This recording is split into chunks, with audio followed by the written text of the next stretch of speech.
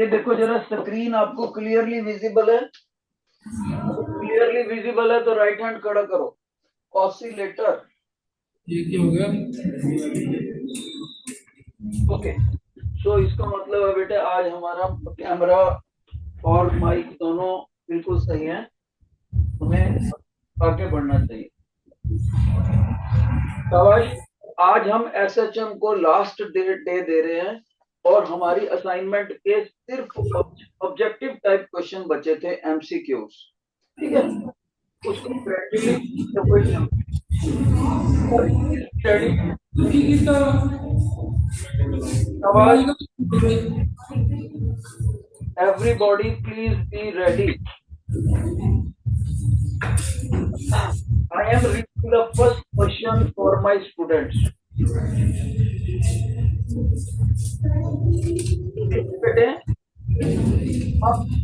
Your attention. When a particle performing SHM at the mean position it has. तो question का meaning क्या है? Question का meaning ये है, कोई पार्टिकल SHM एग्जीक्यूट कर रहे हैं, SHM मोशन, राइट? और no noise please, no noise. और ये मोशन और एक्सट्रीम पोजीशन पर चलता है।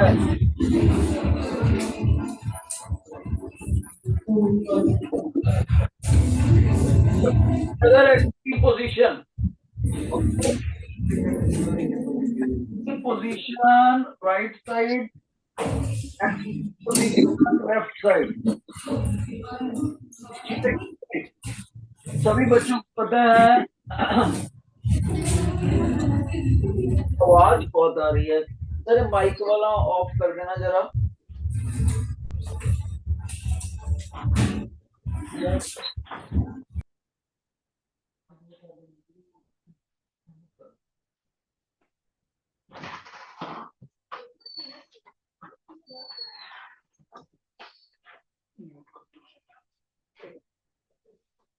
ओके बेटे, look, the teacher has shown you SHM motion और ये है मीन पोजीशन, राइट?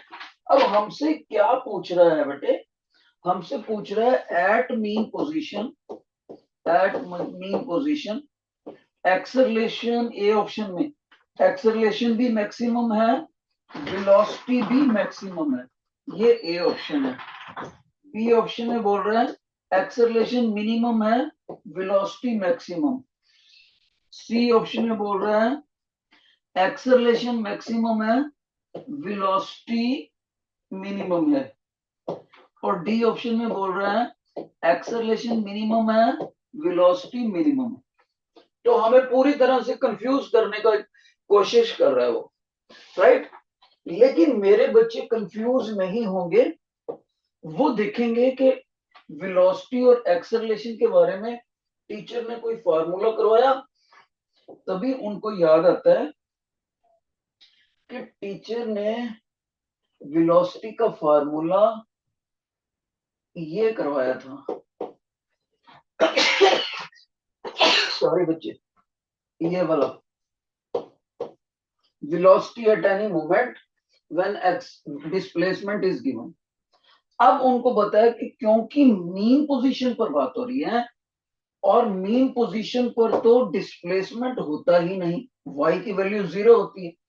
तो इसका मतलब जब y की वैल्यू 0 हो, यानी कि मीन पोजीशन पर, तब देखो तो जो माइनस वाली चीज है उसको 0 पुट करना पड़ेगा।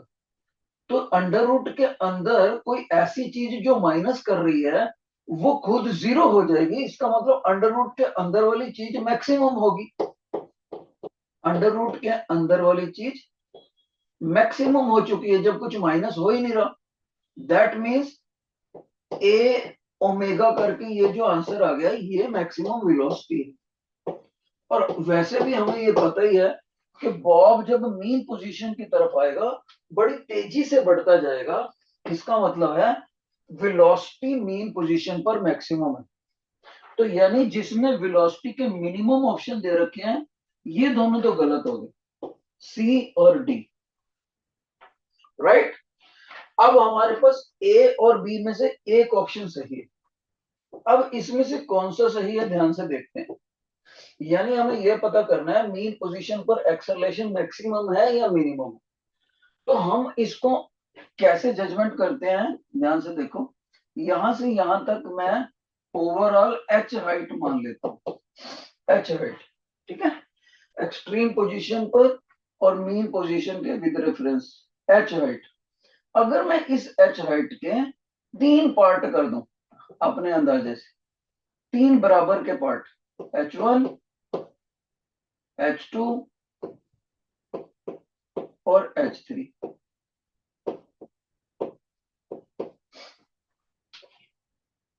तीनों बराबर के पार्ट मान लो। तो आप गौर से देखो, बॉब जब इधर को आता है ना तो तेज होता हुआ आता है।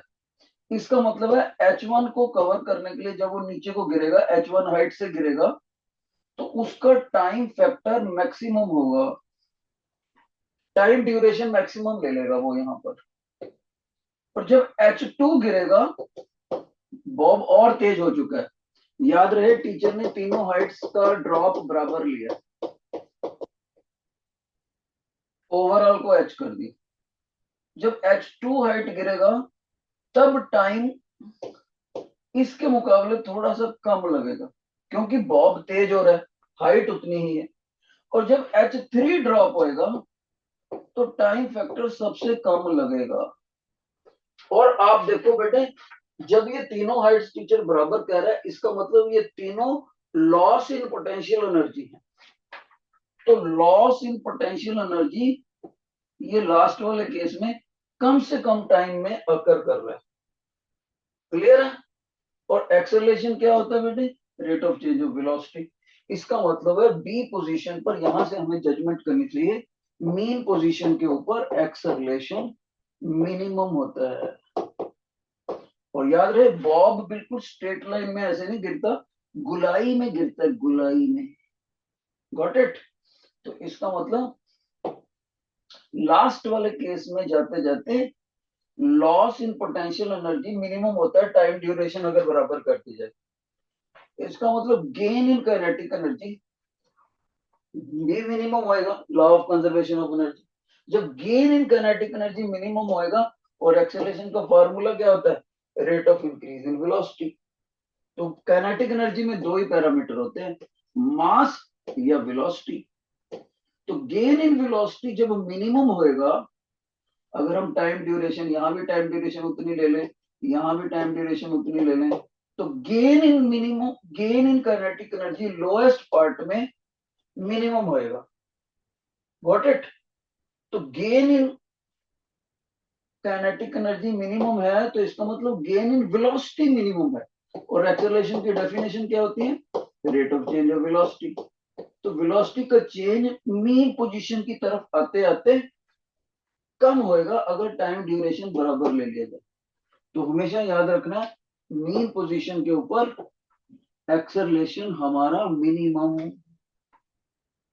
ओके, मीन पोजीशन के ऊपर एक्सेलरेशन का चेंज मिनिमम होता है, और एक्सेलरेशन हर अलग जगह पर अलग अलग होता है, राइट। एक और फिर से बता दूं आपको, ध्यान से देखो। अगर ये मीन पोजीशन है और ये एक्सट्रीम पोजीशन है, तो कोई बच्चा कहता है सर मैं यहां से यहां तक का टाइम आपको बराबर देता हूं, यहां से यहां तक का टाइम भी उतना ही है, और आखिर में यहां तक पहुंच गया। तो मैं कहूंगा बेटे देखो, आपके पहले टाइम में कितना पार्टिकल गिरता है, दूसरा गिरता है, और ये स्ट्रेट लाइन में तो गिरता नहीं है, ये तो गोलाई में गिरता है, और टेंजेंशियली ऐसे, लाइक दिस। ठीक है। तो इसका मतलब है जो लास्ट वाले केस में यहां से यहां गिरेगा, तो ये वाला हाइट का चेंज मिनिमम होएगा अगर टाइम ड्यूरेशन बराबर ले ले। तो मतलब loss in kinetic energy minimum, loss in potential energy. तो loss in potential energy is always equal to gain in kinetic energy. तो गेन इन काइनेटिक एनर्जी किसकी वजह से होएगा, वेलोसिटी में इंक्रीज होने से।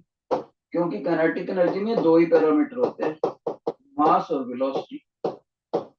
ओके, तो याद रखना हमेशा मीन पोजीशन के ऊपर एक्सेलरेशन मिनिमम और वेलोसिटी मैक्सिमम। तो फर्स्ट क्वेश्चन का आंसर होया बी ऑप्शन।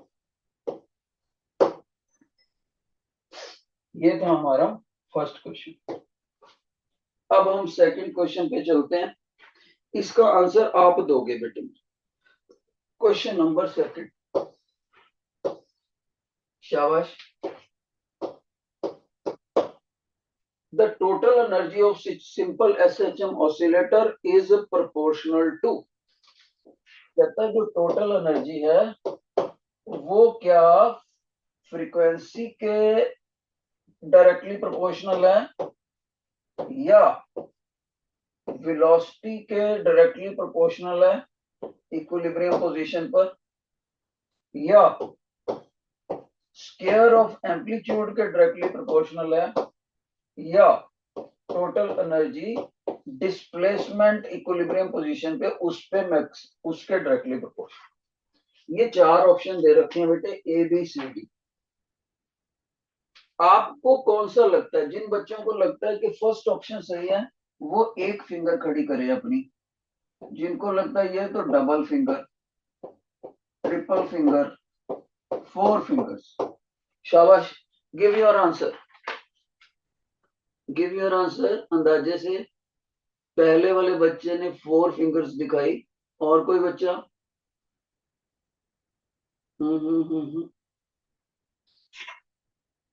नहीं बता पा रहे बेटे। देखो, आप इतना तो कर ही सकते हो, मैंने कौन सा आपको पनिशमेंट देनी है। आप इनमें से कोई एक फिंगर तो खड़ी कर सकते हो ना, एक या दो या तीन। शाबाश, क्या लगता है आपके मन को? प्लीज गिव दी आंसर, ऐसे डंप ना बैठो, कोई ना कोई आंसर दो। बच्चे डंप ना बैठो, अपनी पुरानी नॉलेज को याद करो जो टीचर ने कराई। कोई ना कोई एक आंसर दो, एक फिंगर ऐसे ऊपर करके दिखाओ ना मेरे को, एक या दो या तीन। यार आपसे तो छोटे बच्चे आठवीं वाले बैठन है, कम से कम वो जवाब तो देते हैं।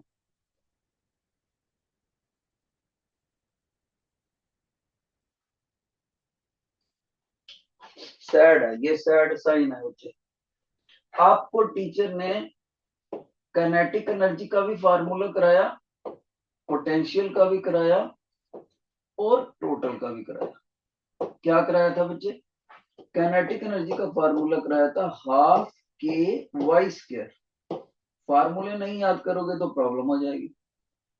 के को बोलते थे फोर्स कांस्टेंट और उसकी अपनी वैल्यू थी M omega square. Okay, kinetic energy का फार्मूला टीचर ने कराया था half K A square minus Y square, और इन दोनों को टोटल ऐड करने से टोटल एनर्जी बन जाती है। काइनेटिक प्लस पोटेंशियल को ऐड करोगे, ओपन दी ब्रैकेट, तो आपका formula half K A square आ गया।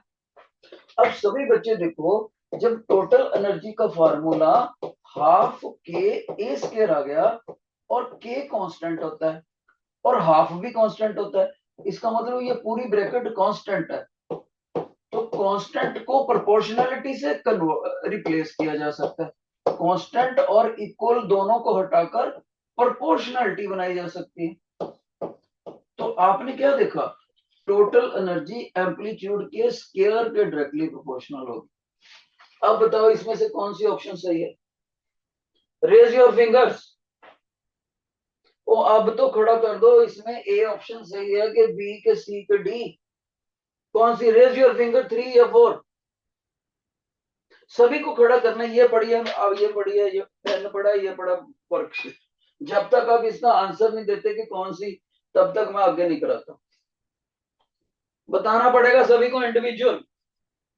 बॉयज, सर मेरा साथ दो। देखो बच्चे, आप हाथ ये भी नहीं बता सकते ये 1 2 3 इससे मैच कर गया, ये बच्चे 3 फिंगर्स भी नहीं खड़ी कर रहे। इतना तो मेरा साथ दिलवाओ सर। ये तो बिल्कुल ही शर्म वाली बात होगी ना। अब तो आपको इधर से देख के इधर ही बताना है, बॉयज, पर्टिकुलरली बॉयज। ओके, तो इतना भी सुस्त ना बनो भाई, बोर्ड के एग्जाम देने हैं। ये तो टीचर की इंसल्ट है फिर। तो आपने देखा कि एम्पलीट्यूड का स्क्वायर और ये मैच कर गया, और इसमें टीचर ने ये ए ऑप्शन दी है पेपर में, ये बी दी है, सी दी है, डी दी है। आपको 3 फिंगर्स खड़े करके इंडिकेशन देना चाहिए था सी ऑप्शन। यानी कि मेरे बच्चों को ये फार्मूले अभी याद कर लेने चाहिए। जिस बच्चे का कमजोर है वो अभी याद कर लो, 3 फार्मूले ये, और ये भी अलग से याद करना चाहिए। के को क्या बोलते हैं बेटे? Force constant. जानते हो इस फार्मूले का क्या फायदा है? किसी और क्वेश्चन में काम आ सकता है, मैं बता दूं आपको।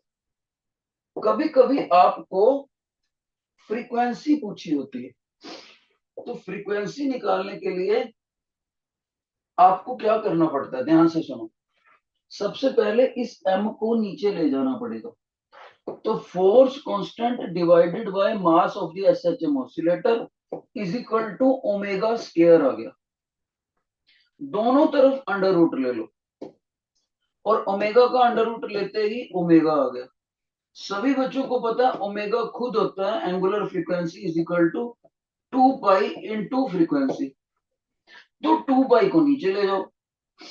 तो पेपर में आपको ये फार्मूला भी याद रखना चाहिए फ्रीक्वेंसी का, 1/2 पाई, और यहां पर फोर्स कांस्टेंट, और ये मास ऑफ एसएचएम ऑसिलेटर। इस मास को इनर्शिया कांस्टेंट भी बोलते हैं, और टाइम फ्रीक्वेंसी का रेसिप्रोकल टाइम पीरियड भी होता है। तो समझदार बच्चा याद रखेगा कि इस फार्मूले से ये कैसे बन गया।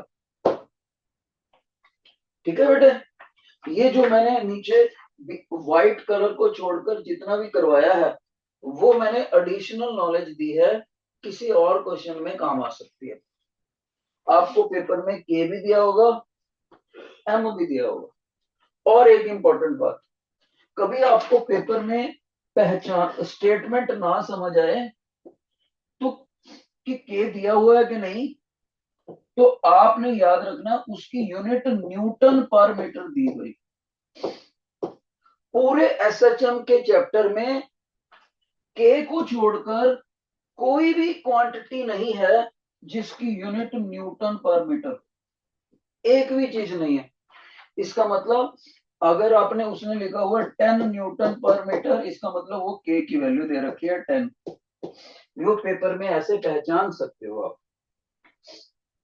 ये था बेटे हमारा सेकंड क्वेश्चन। सभी बच्चे थर्ड क्वेश्चन रीड करें एक बार।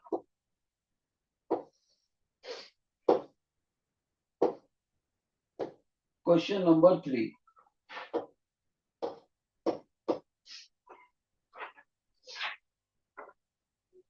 the work done by the string of simple pendulum during one complete oscillation is equal to। शाबाश, कौन बच्चा इसका ऑप्शन देगा, आंसर देगा? वही फिंगर वाला कॉन्सेप्ट। अगर आपको लगता है ए ऑप्शन सही है तो single finger option, single finger raise करो। बी पे बेटे डबल फिंगर रेज करो। शाबाश, अपनी चॉइस बताओ, फिर मैं एक्सप्लेन करूंगा। जल्दी बताओ। सी पे आपको 3 फिंगर खड़ी करनी है और डी पे आपको 4। अपनी इंडिविजुअल लेवल पे चॉइस बताओ क्वेश्चन 3 की। बताओ बताओ, पढ़ो एक बार फिर से। The work done by string of simple pendulum during one complete oscillation is equal to.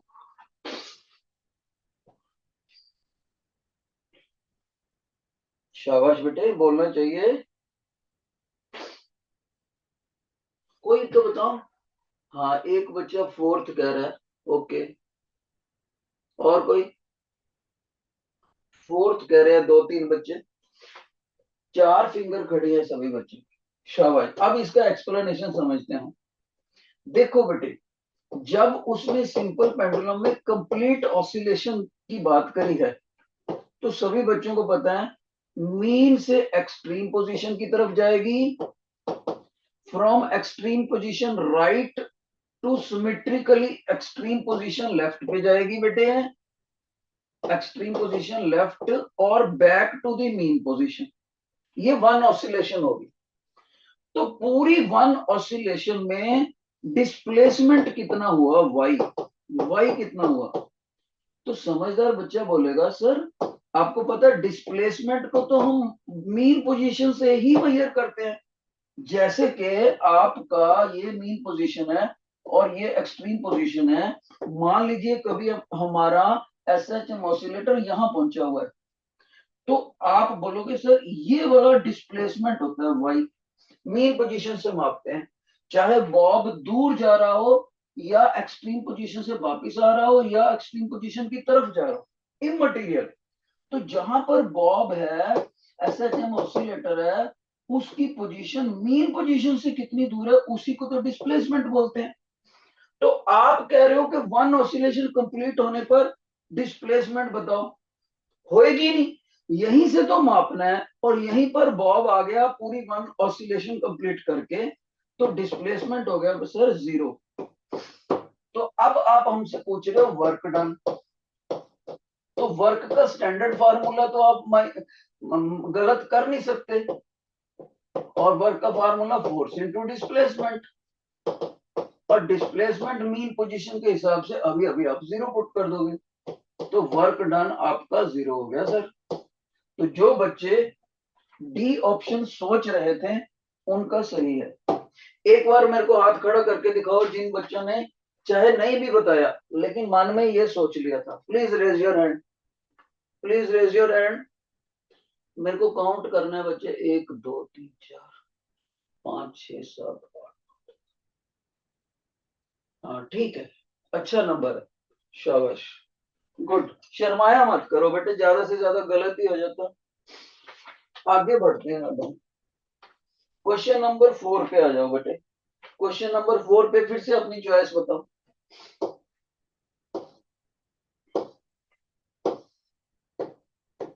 Question number 4,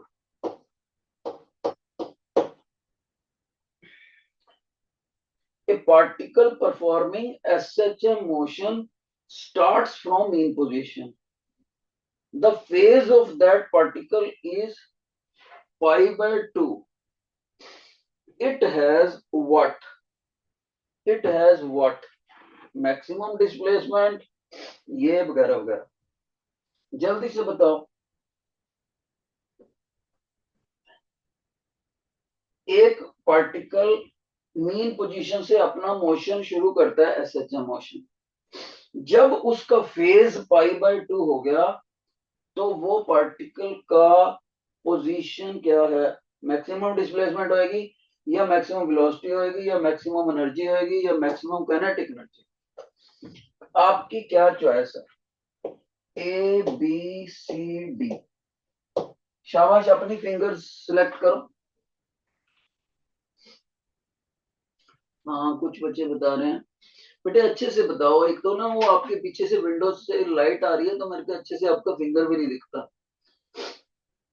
okay okay good, front वाले 3 बच्चों की मेरे को अच्छे से दिख रही है, बहुत अच्छे, शाबाश हो। लास्ट में मेरे को लगता है आप इस बार सही बता रहे, फिर भी हम करके देखते हैं, मेरे को बाद में बताना कि कितने बच्चों ने सही सोचा। देखो इसके अंदर वो कह रहा है, ए के अंदर वो बोल रहा है कि डिस्प्लेसमेंट मैक्सिमम हो जाएगी, बी के अंदर बोलता है वेलोसिटी मैक्सिमम हो जाएगी, सी में बोलता है एनर्जी, टोटल एनर्जी ही मैक्सिमम हो जाएगी, डी में बोलता है काइनेटिक एनर्जी मैक्सिमम हो जाएगी। ओके, तो अब टीचर इसको आपको विद लॉजिक बताएगा, ध्यान से सुनो बेटे। आपको पता होना चाहिए, योर अटेंशन, अगर हम एसएचएम ऑसिलेटर ले लें तो ये मीन पोजीशन, ध्यान से सुनना, इधर चला गया ये extreme position, symmetrically another extreme position, और फिर वापस। अब ध्यान से सुनना, जब मीन से एक्सट्रीम गया, देखो इधर टीचर ग्राफ बना रहा है, मीन से एक्सट्रीम गया, इधर लेते हैं हम एंगल, और टाइम भी ले लेते होते हैं, दो चीजें ले लेते हैं, और इधर ले लेते हैं डिस्प्लेसमेंट। सभी बच्चे मानेंगे सर जब मीन से एक्सट्रीम चला गया ना तो आपका डिस्प्लेसमेंट मैक्सिमम होना चाहिए। तो मैंने कहा बेटे इधर मैक्सिमम इतना मान लेते हैं कैपिटल ए, सिमेट्रिकली इधर मान लेते हैं कैपिटल ए, बीच में जीरो। तो डिस्प्लेसमेंट मैक्सिमम मीन पोजीशन पर इतना ले लूं, स्ट्रेट लाइन लगा दूं, बच्चा मेरे को रोक लेगा, सर स्ट्रेट लाइन नहीं लगा सकते आप, ऐसे नहीं लगा सकते लाइन, क्योंकि आपको पता है डिस्प्लेसमेंट की इक्वेशन ये थी, साइनोसॉइडल ग्राफ था, और साइन का ग्राफ आपको याद है सर, मैथ वाले टीचर ऐसे कराते हैं। तो इसका मतलब आपको यहां से यहां तक देखो 1/4 ऑफ द टाइम पीरियड निकल गया, यहाँ आधा टाइम पीरियड निकल गया, यहाँ 75% टाइम पीरियड निकल गया, और जब वापिस मीन पोजीशन पर वन ऑसिलेशन कंप्लीट होती है तो पूरा टाइम पीरियड खत्म हो जाता है। तो बच्चा कहेगा सर इसका मतलब अगर यहां तक आपका टाइम पीरियड कवर होता है कैपिटल टी, तो आप 4 पार्ट कर लो। तो मैंने कहा बेटे लो 4 पार्ट कर लेते हैं, ये यहां तक आधा हो गया, ये एक हो गया, ये देखो 4 पार्ट हो गए, 1 2 3 4। अब बच्चा मेरे को बोलेगा सर जब आपका येलो वाला पार्ट आपने दिखा रखा है ना नीचे 1/4, तो साइन ग्राफ वहां तक 1/4 यहां तक आ सकता है, तो आप यहां पर ऐसे ड्रा करो। फिर उसके बाद जब वापिस मीन पोजीशन पर आ गया तो आपका डिस्प्लेसमेंट जीरो हो जाएगा, वाई को जीरो पे गिराओ। मैंने कहा ये बेटे ये लो। फिर आपको कहे सर दूसरी तरफ वाई मैक्सिमम हो जाए, तो मैंने कहा ये लो वाई मैक्सिमम कर देते हैं, फिर ये लो। फिर सर जब पूरा टाइम पीरियड हो जाएगा तो बॉब वापिस मीन पोजीशन पर आ जाएगा, यानी आपका वाई जीरो होगा। तो मैंने कहा ये लो भाई। तो बच्चा बोलेगा सर टाइम पीरियड के हिसाब से तो आपने बिल्कुल सही लिखा कि यहां से यहां तक आपका टोटल T/4 टाइम निकल गया। अब यहां से यहां तक आप इस T/4 का दुगना कर दो, T/4 का दुगना करेंगे तो कितना होगा, T/2 हो गया बेटा। अब यहां तक बोलोगे आप, सर यहां से यहां तक आप T/4 का ट्रिपल कर दो, यानी 75% होगा। या अब यहां बोलोगे आप सर T/4 का 4 टाइम्स कर दो, तो T/4 का 4 टाइम्स करेंगे तो पूरा ही टाइम पीरियड आ गया देखो, यानी टाइम पीरियड के हिसाब से तो कंप्लीट हो गया। लेकिन आपको पता है कि जब सर मैथ में हम ग्राफ ड्रा करते हैं, यहां तक 90 डिग्री होता है, यहाँ 180 डिग्री, यहाँ 270 डिग्री, और यहाँ 360 डिग्री। अब अगर आपका ये जो एंगल है 90 डिग्री, इसको रेडियन की टर्म्स में देखो, तो मैंने कहा बेटे रेडियन की टर्म्स में 90 डिग्री होता है π/2 रेडियन। तो फिर देखो सर कहता क्वेश्चन देखो, तो क्वेश्चन में जब मैंने देखा कि फेज डिफरेंस π/2 ही दे रखा है, तो π/2 का मतलब यहाँ पर, यहाँ का मतलब बॉब यहाँ पर पहुंच गया, तो डिस्प्लेसमेंट तब मैक्सिमम हो चुका है, मैक्सिमम। तो इसका मतलब अब मैं ढूंढ रहा हूँ इधर, वेलोसिटी छोड़ दो, टोटल एनर्जी छोड़ दो, काइनेटिक एनर्जी छोड़ दो, मैक्सिमम डिस्प्लेसमेंट होगा ए ऑप्शन। कितने बच्चों ने ए ऑप्शन सोच लिया था, प्लीज रेज योर हैंड। बहुत अच्छे, बहुत अच्छे। थोड़ा सा बॉयज की गिनती कम है, लेकिन फिर भी टोटल बच्चे अच्छे, तो आपको ये समझ आ गया पूरा। Let's move to the question number 5। 5 का एक बार आंसर आप दो बेटे, जल्दी करो, बाद में मैं बताऊंगा।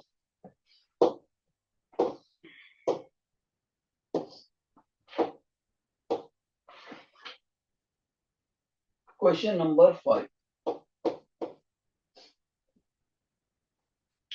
the quantity which does not vary periodically in such a motion।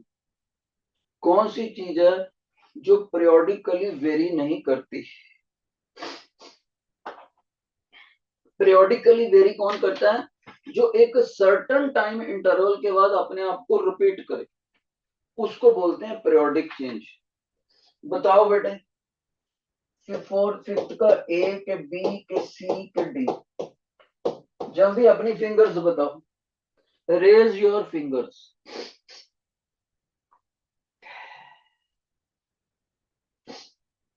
जो periodically वेरी नहीं करते, कौन सा है ऐसा?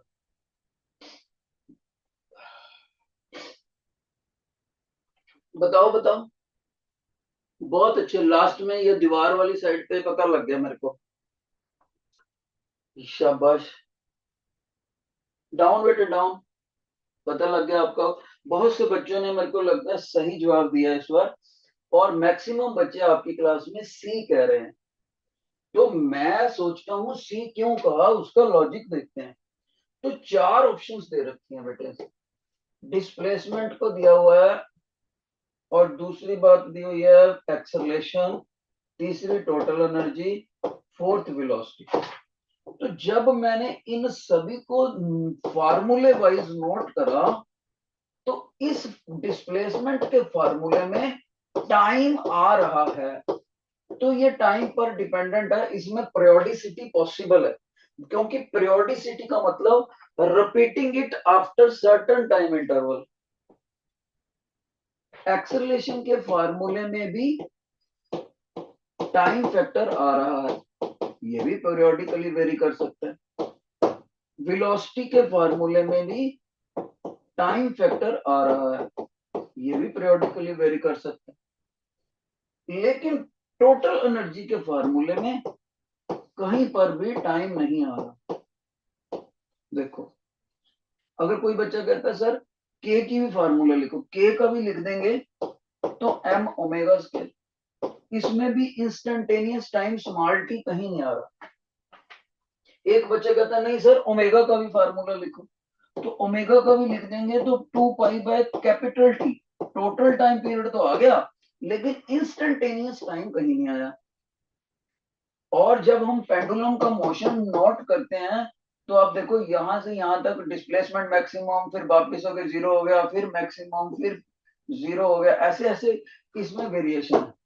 काइनेटिक एनर्जी भी मीन पोजीशन पर मैक्सिमम होगी, फिर मिनिमम वगैरह वगैरह सब। तो इन तीन वाली चीजों में टाइम डिपेंडेंस होने से periodicity हो जाती है, लेकिन टोटल एनर्जी के फार्मूले में इंस्टेंटेनियस टाइम का सिंबल कहीं आता ही नहीं, तो periodicity का मतलब ही नहीं। इसका मतलब जिन बच्चों ने फिफ्थ क्वेश्चन का सी ऑप्शन आंसर दिया है वो बिल्कुल सही। एक बार दोबारा बताना, कितने बच्चे थे सी वाले? सी वाले कितने बच्चे थे? शाबाश। ये जानते हो टीचर हाथ क्यों खड़ा करवाते हैं? क्योंकि मैं और जो सर पीछे बैठे हैं, हमें ना अपने बच्चों के हाथों की गिनती देखकर हौसला होता है कि हमारे बच्चों को कितने का मार्क्स आएंगे, हमें अंदाजा लग जाता है उसका। ठीक है, इसलिए हम अपने लिए हाथ खड़ा करवाते हैं, ना कि हम हमने कोई आपको तकलीफ पहुंचानी है। तो ये था क्वेश्चन नंबर 6 में, जल्दी बताओ बेटे। Question number 6,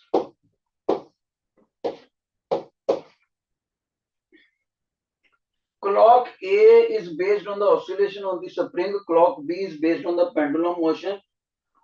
Both clocks run at the same rate on earth on the surface of moon.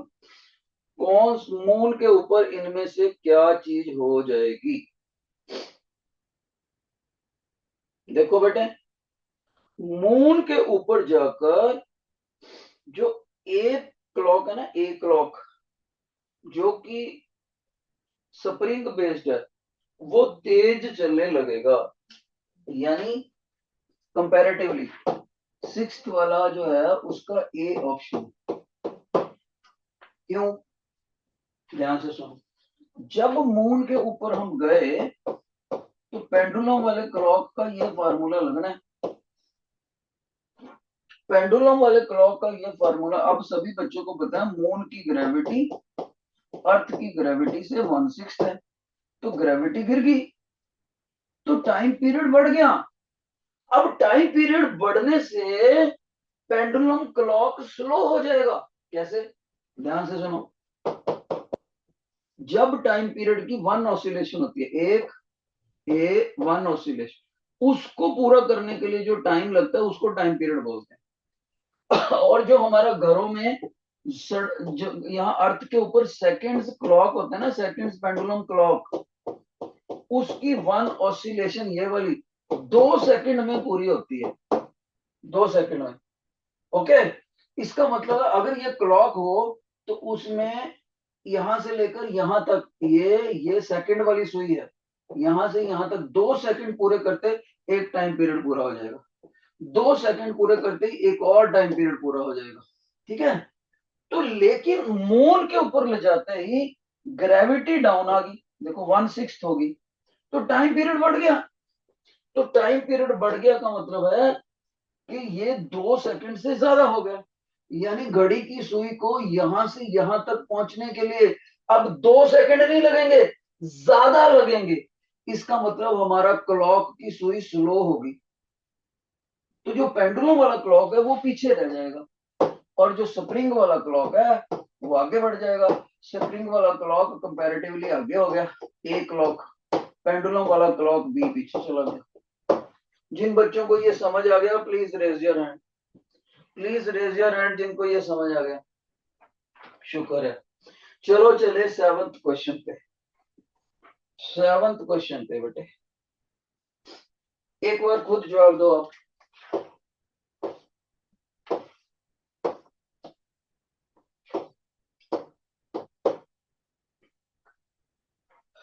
The time period of a simple pendulum should be same on earth and moon, then its length should be smaller या larger या क्या, जल्दी बताओ। Time period किसी भी simple pendulum का वही होना चाहिए जो अर्थ पे है और या मून पर है। तो आपने ये बताना है length of the pendulum should be smaller, छोटी कहां पर होएगी।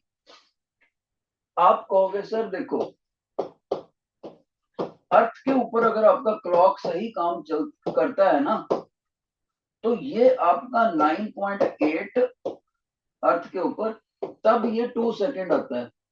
ठीक है, लेंथ आपकी, आपने हमने कैलकुलेट भी करी थी एक बार लेंथ, इसको सॉल्व करके ये 99.3 सेंटीमीटर आती है, डाटा पुट करके।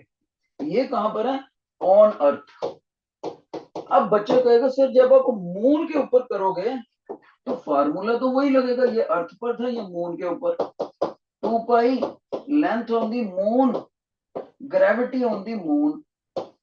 अब बच्चा कहेगा सर फ्रंट वाला पोर्शन 2 पाई तो कांस्टेंट है, उसका तो कोई प्रॉब्लम नहीं, पाई की वैल्यू उधर अर्थ पे या मून पे सेम होती है, लेकिन ग्रेविटी ऑन मून 1/6 होती है अर्थ से, तो मतलब मून पे ग्रेविटी गिर गई। अगर आप लेंथ को उतना ही रख लोगे जितना जमीन के ऊपर है, तो ग्रेविटी गिरने से आपका टाइम पीरियड बढ़ जाएगा मून पे, जबकि क्वेश्चंस के मुताबिक इन दोनों टाइम पीरियड को सेम रखना है। फिर आप कहोगे अगर डिनोमिनेटर कम हो गया तो लेंथ को भी तो कम करना पड़ेगा सर। अगर लेंथ को भी कम करोगे उसी उसी प्रोपोर्शन में जिस प्रोपोर्शन में ग्रेविटी कम हुई, तभी 6 से 6 कट जाएगा, फिर आपका कैलकुलेशन करके आंसर वही आएगा।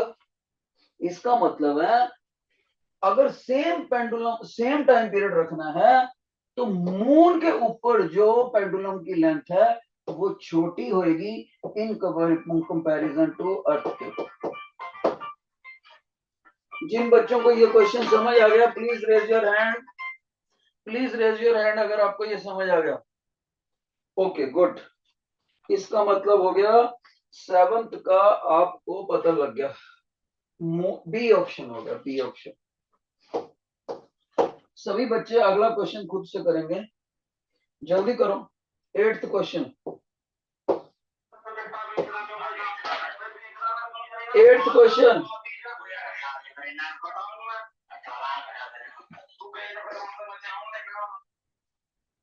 8th क्वेश्चन बेटे, if two simple pendulums of same amplitude and same frequency with a phase difference of pi by 2 is superimposed, then resulting motion will be what? ध्यान से सुनना ये वाली बात। एक पेंडुलम मैंने ये ले लिया, ठीक है, येलो वाला। दूसरा पेंडुलम मैंने ले लिया ग्रीन वाला। लेकिन बेटे जब मैंने इनका मोशन शुरू करना है तो इनमें 90 डिग्री का फेज डिफरेंस शुरू होना चाहिए। मतलब ये, अगर मैं येलो वाले को मीन पोजीशन से छोड़ रहा हूं तो ग्रीन वाले को एक्सट्रीम पोजीशन से छोड़ना पड़ेगा, क्योंकि मीन और एक्सट्रीम के बीच में 90 डिग्री का फेज डिफरेंस होता है। तो इसका मतलब है जब मैं मोशन शुरू करूंगा तो ग्रीन वाले को यहां से छोड़ना पड़ेगा शुरुआत में, और मीन वाले येलो वाले यहां से, इसको इधर से जर्क मार दूंगा, इसको छोड़ दूंगा और चलने दूंगा, दोनों एसएचएम मोशन चलने दूंगा। जब ये चलते होंगे तो मैं यहां से नीचे से कैमरा रख के नीचे से वर्टिकली उनकी बार बार फोटोज क्लिक करूंगा, फोटोज क्लिक करूंगा। तो जब फोटोज क्लिक करूंगा बार बार, बाद में उन फोटोज को कंटिन्यूटी में खींच के देखूंगा, ऐसे कंटिन्यूटी में खींच के देखूंगा तो मेरे को एक मोशन दिखाई देगा और वो सर्कुलर होगा। सभी बच्चों ने याद करना है कि जब दो फेज डिफरेंस एंगल, दो एसएचएम मोशन के बीच में फेज डिफरेंस 90 डिग्री हो तो उनका मोशन सर्कुलर होता है। तो इसको आपने डायरेक्ट याद करना है। ये थोड़ा सा एडवांस क्वेश्चन है, प्लस 2 के सिलेबस से हल्का सा बाहर पड़ गया मेरे से। कोई बच्चा इसकी डिटेल जानना चाहता है तो वो अपनी किताबों में जाकर एक आर्टिकल पढ़ना जिसका नाम है लिसाजस फिगर्स। मैं उसका अभी आपको कुछ नहीं बताऊंगा क्योंकि वो प्लस 2 के सिलेबस से बाहर चला गया। तो जो बच्चा इसका वाई जानना चाहता है वो अपनी बुक्स में, किसी एडवांस बुक्स में जाकर ये आर्टिकल पढ़ेगा, ठीक है। वरना बस आप याद कर लो, दो एसएचएम मोशन साइमल्टेनियसली चल रहे हो, एक एक्सट्रीम पर एक मीन से शुरू करे अपना मोशन, तो उनमें फेज डिफरेंस होता है π/2, और उनकी इकट्ठी फोटोज खींच के एक फोटो के ऊपर दूसरी रखेंगे और ट्रेस पेपर से उनके सारे पॉइंट को ज्वाइन करेंगे तो सर्कल का ग्राफ आएगा, सर्कल का। तो ये मैं बताना चाहूंगा, अगर ये फेज डिफरेंस कुछ चेंज कर दे हम तो कभी कभी सर्कल से ओवल बन जाता है, लेकिन अगर 90 डिग्री का फेज डिफरेंस होगा π/2 रेडियन का तो हमेशा सर्कुलर ही ग्राफ है। तो ये आपने एज इट इज याद कर लेना। क्वेश्चन नंबर 9 पे आ जाओ। Question number 9, when a particle executes SHM motion there is always a constant ratio between its displacement and what? SHM motion में डिस्प्लेसमेंट किसके साथ कांस्टेंट रेशो बनाता है? कौन बच्चा बताएगा? Constant ratio. क्वेश्चन नंबर 9 में डिस्प्लेसमेंट किसके साथ कांस्टेंट रेशो बनाता है? और वो कांस्टेंट रेशो में उसने बोले हुए हैं time period, acceleration, mass of the SHM oscillator, velocity. कौन सा? तो जो समझदार बच्चा होगा वो बोलेगा, सर आपको याद है जब आपने एसएचएम मोशन पढ़ाना हमें शुरू करा था तो आपने बोला था displacement and acceleration are directly proportional to each other. दोनों की पावर आपने 1 लगाई थी, लेकिन दोनों की अपोजिट डायरेक्शन होने की वजह से यहाँ माइनस लगाया था। मैंने कहा बेटे याद है मेरे को। सर उसके बाद आपको याद है कि जब आपने इसको कांस्टेंट ऑफ प्रोपोर्शनलिटी कराया था तो आपने ये करवा दिया था ओमेगा स्क्वायर। मैंने कहा बेटे याद है। अब सर आप गौर से देखो, y और a की रेशो निकालो आप। तो मैंने कहा बेटे y और a की रेशो यानी y/a पूछ रहे हो तो ओमेगा को उधर ले जाओ, 1/- ओमेगा स्क्वायर आ गया। तो अब आप कहोगे सर किसी भी एसएचएफ मोशन में आपको याद है frequency is a constant for a given particular motion. मैंने कहा यस। अगर ये कांस्टेंट है सर तो ओमेगा भी तो कांस्टेंट हो गया। मैंने कहा बिल्कुल। अगर ओमेगा कांस्टेंट है तो ओमेगा स्क्वायर भी तो कांस्टेंट हो गया। मैंने कहा बिल्कुल। तो उसका 1/ओमेगा स्क्वायर भी तो कांस्टेंट हुआ। सर उसके आगे माइनस लगा दोगे तो भी तो कांस्टेंट हुआ। इसका मतलब एक्सेलरेशन की रेशियो जब ली जाती है विद रिस्पेक्ट टू डिस्प्लेसमेंट तो वो एक कांस्टेंट निकलता है। तो ये ऑप्शन बननी चाहिए थी बी ऑप्शन। जिन बच्चों को ये समझ आ गया प्लीज रेज योर हैंड। अच्छे से बेटे अच्छे से देखो, सुस्ती मत करो करो, हमें मेरे को चाहिए होती है। ओके, क्वेश्चन 9 भी आगे बढ़ते हैं। देखो अब मैं खुद ही बताने लग गया हूं क्योंकि टाइम कम है। क्वेश्चन 10 बताओ। क्वेश्चन नंबर 10 की कोशिश करो। A simple pendulum has a bob which is hollow sphere full of sand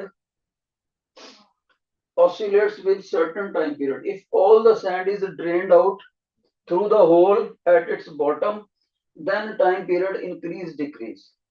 ये क्वेश्चन आप बता सकते हो मेरे को? कोई आंसर बता सकता है इसका बेटे? इसके साथ का मैंने क्लास में कुछ कुछ कराया था आपको। इसने रेता लिया है तो मैंने गेंद के अंदर पानी भरा था, अगर आपको याद हो। फिर से बताते हैं। अगर ये हमारा पेंडुलम है, ये धागा लगाया, ये बॉल है, मान लो यहाँ पर ढक्कन लगा हुआ है या यहाँ लगा हुआ है ढक्कन बच्चे, तो मैंने इसमें पानी या रेत कुछ भी डाल सकता हूं। आप सभी को पता है इसका टाइम पीरियड होता है इतना। तो आप कहोगे सर देखो टू कांस्टेंट, पाई कांस्टेंट और अर्थ के ऊपर 9.8 मीटर पर सेकंड स्क्वायर, ग्रेविटी भी कांस्टेंट। तो सीधी बात है टाइम पीरियड तभी बढ़ेगा जब लेंथ ऑफ द पेंडुलम बढ़ेगी। तो मैंने कहा बेटे लेंथ ऑफ द पेंडुलम क्या, ये तो धागे की लंबाई नहीं होती। आप कहोगे सर रॉन्ग, धागे की लंबाई लेंथ ऑफ पेंडुलम नहीं होती। पॉइंट ऑफ सस्पेंशन से लेकर बॉब के सेंटर ऑफ ग्रेविटी तक होता है लेंथ ऑफ द पेंडुलम। मैंने कहा ओके, पॉइंट ऑफ सस्पेंशन से लेकर इस बॉल के गेंद के सेंटर तक। आपको no no sir, geographical centre नहीं कह रहे हम ज्योग्राफिकल सेंटर नहीं कह रहे कि गेंद का सेंटर ले लो, हम कह रहे हैं सेंटर ऑफ ग्रेविटी।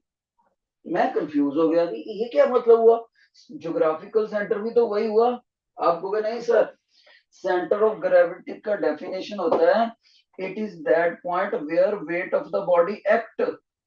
मैंने कहा ओके, तो आप मेरे को समझाओगे कि सर जब आपका बॉल बिल्कुल खाली था, टोटली होलो, तो सेंटर ऑफ ग्रेविटी सेंटर पे ही होता है, physical centre he centre of gravity होता है। जब बॉल पूरा भरा होता है, फुल फुल बिल्कुल फील्ड, टोटल फील्ड, तब भी सेंटर ऑफ ग्रेविटी सेंटर पे ही होता है। लेकिन मान लीजिए आपका बॉल इतना भरा हुआ है, इतना ऊपर से खाली है, नीचे नीचे है, तो आपका सेंटर ऑफ ग्रेविटी सेंटर पे नहीं होएगा सर, फिर वो आपका सेंटर ऑफ ग्रेविटी नीचे शिफ्ट कर जाएगा क्योंकि ज्यादा मास नीचे है। तो मैंने कहा बेटे फिर इसका मतलब इसमें भी बता दो फिर। सर इसमें कहां तक भरा है? मैंने कहा बेटे आधे से भी कम भरा है। तब तो आप कहोगे सर तब तो सेंटर ऑफ ग्रेविटी और भी नीचे चला जाएगा। तो इसका मतलब हॉलो में और फुली फील्ड में इनका लेवल सेम रहता है। तो पॉइंट ऑफ सस्पेंशन से चाहे बॉल पूरी भरी हो रेते से चाहे खाली हो पूरी, दोनों ही केसेस में लेंथ उतनी रहेगी। तो टाइम पीरियड फुली फील्ड में और हॉलो में फुली पूरा खाली में ये तो होंगे बराबर।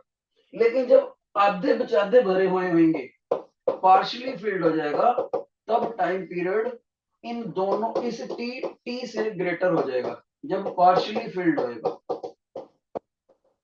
क्योंकि सेंटर से नीचे चलेगा सेंटर ऑफ ग्रेविटी। नीचे जाते ही ये वाली लेंथ बढ़ जाएगी, लेंथ बढ़ गई तो आपका टाइम पीरियड भी बढ़ गया। जिन बच्चों को 10th क्वेश्चन समझ आ गया है कि उसका आंसर इस क्वेश्चन में सी आएगा, क्योंकि उसने ये दोनों या पूरा भरा हुआ दिया या पूरा खाली दिया। जिनको ये समझ आ गया please raise your hand, please raise your hand. Feedback चाहिए करके सुस्ती मत करो करो। ओके, क्वेश्चन नंबर 11 में चलते हैं।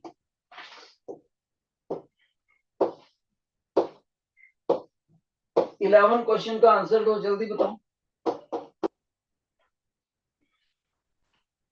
A simple pendulum is suspended inside a trolley which is sliding down an inclined plane on frictionless.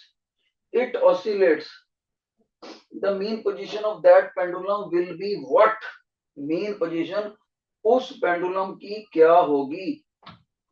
देखो ये क्या कह रहा है, कह रहा है एक इंक्लाइंड प्लेन है, उस इंक्लाइंड प्लेन के ऊपर ये एक ट्रॉली नीचे को जा रही है, ठीक है। इस ट्रॉली की छत के ऊपर हमने सिंपल पेंडुलम लटकाया था, यानी जब ये ट्रॉली सीधी थी तो हमने यहाँ पर सिंपल पेंडुलम लटका दिया था।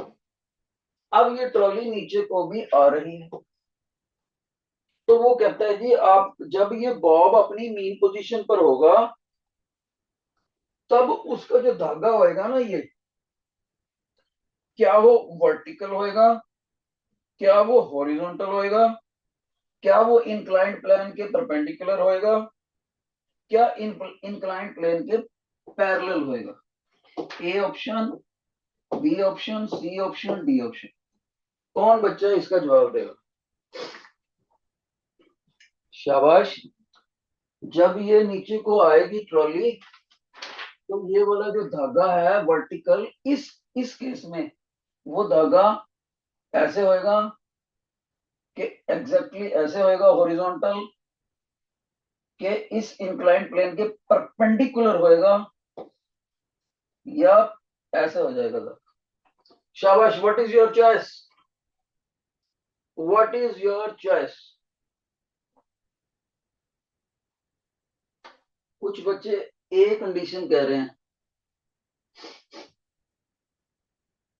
देखो अब मैं बताता हूं बेटा, ध्यान से सुनो। जब कभी आप मान लीजिए ये एक बस है, ये एक बस है, अभी ये बस रुकी हुई है, ठीक है, और आप इसके यहां पर खड़े हुए हो दोनों हाथ फैलाकर फ्रंट पे। अब अगर ये बस चलती है ना इधर को, तो आपके ऊपर सूडो फोर्स लगता है इधर को। बस चलती है, आप ऐसे खड़े हो, बस उधर जा रही हो, छत पे खड़े हो, तो आपको बैकवर्ड सूडो फोर्स लगता है। यानी सूडो फोर्स उधर को लगता होता है जिधर को बॉडी जाए एक्सेलरेशन करती हुई उसके अपोजिट डायरेक्शन। और अगर इस सूडो फोर्स की वैल्यू निकालनी हो कितनी, तो जिस बॉडी के ऊपर सूडो फोर्स लगता होता है उसका तो ले लेते हैं मास, एक्सेलरेशन बस का लेना पड़ेगा। ये तरीका होता है। ये आपको +1 का बेसिक पता होना चाहिए, और लॉज ऑफ मोशन में सूडो फोर्स। अब देखो अगर ये वर्टिकली हॉरिजॉन्टली खड़ी होती बस ट्रॉली, तो धागा ऐसे ही लटका होता है, एक यही नेट फोर्स होता है इसके ऊपर। लेकिन अब रियलिटी में वो नीचे को जा रही, तो नीचे को जा रही है, तो जो धागा वर्टिकल लटका हुआ था उसको सूडो फोर्स लगेगा इधर को।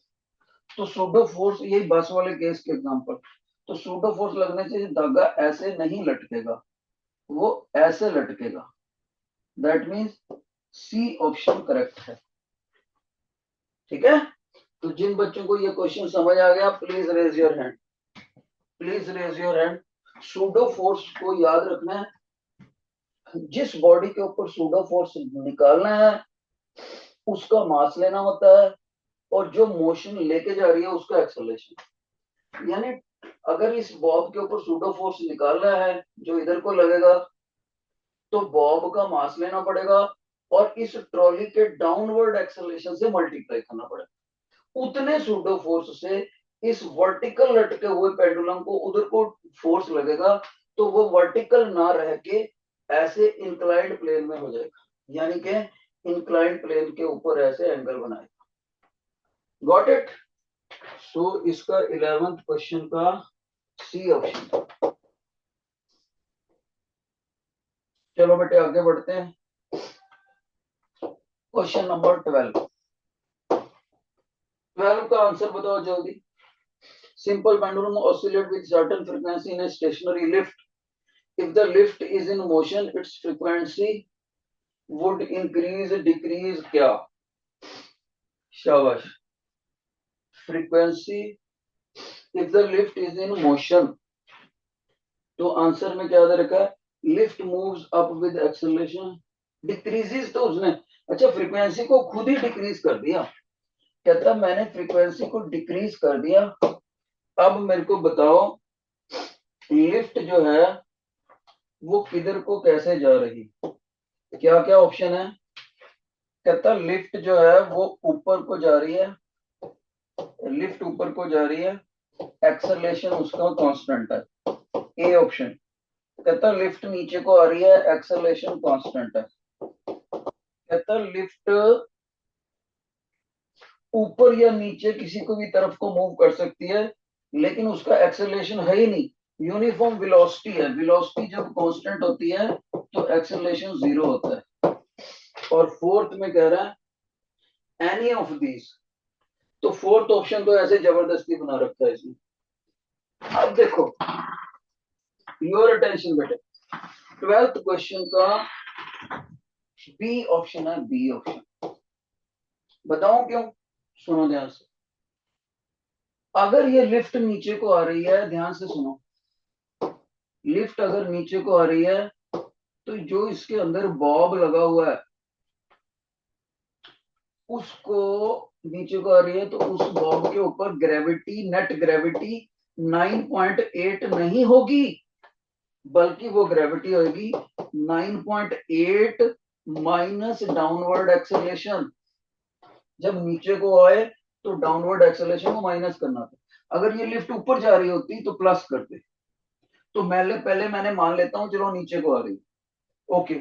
उससे क्या होएगा? इसका मतलब नेट ग्रेविटी, ये वाली ग्रेविटी 9.8 के मुकाबले लेस होगी। अब टाइम पीरियड का फार्मूला क्या था? 2πL/g। Got it? तो फ्रीक्वेंसी का फार्मूला क्या हो गया? 2π, सॉरी, फ्रीक्वेंसी का हो गया 1/2π ग्रेविटी अपॉन लेंथ। इसका मतलब ये हुआ कि अगर हमारी नेट ग्रेविटी डाउन आएगी, देखो नेट ग्रेविटी डाउन आएगी तभी फ्रीक्वेंसी डाउन आ सकती है। और हमारे क्वेश्चन में उसने खुद ही बोला फ्रीक्वेंसी को डाउन कर दिया। तो फ्रीक्वेंसी को डाउन करने का मतलब है लिफ्ट नीचे आ रही है, नीचे आने से नेट ग्रेविटी ये होगी, देखो माइनस होने की वजह से ग्रेविटी डाउन होगी 9.8 से। ग्रेविटी देखो न्यूमरेटर में है फ्रीक्वेंसी के फार्मूले में, ग्रेविटी डाउन होती है फ्रीक्वेंसी डाउन होगी। ओके?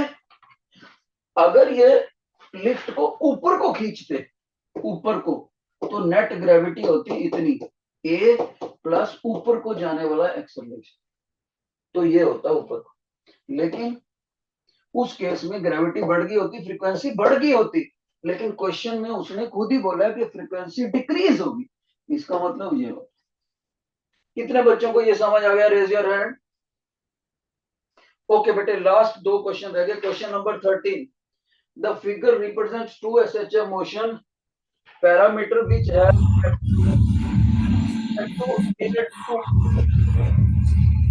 देख लो, मैं बता रहा हूँ नंबर 13 में क्वेश्चन सुनिए सर, नोट कर लो, पी और ए। ए बेटे, तो ये दोनों आप एज इट इज नोट कर लो। ओके, दोनों चीजें एज इट इज नोट कर लो आप। राइट? 14th क्वेश्चन का रीजन, फोर्स कांस्टेंट का फार्मूला था एम ओमेगा स्क्वायर, मास के बढ़ने से फोर्स कांस्टेंट बढ़ेगा। और 13 क्वेश्चन का ए एम्पलीट्यूड, ए ऑप्शन। 5।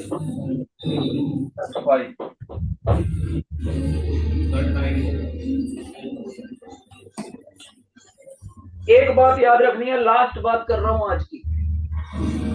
अगर दो पेंडुलम, ध्यान से सुनना, दो पेंडुलम यहाँ से इकट्ठे चला दिए और इकट्ठे भी रहे, इकट्ठे रहे, अब हम बोलते हैं डिफरेंस 0 है। लेकिन अगर वो आगे पीछे चले जाएं तो phase difference not equal to 0।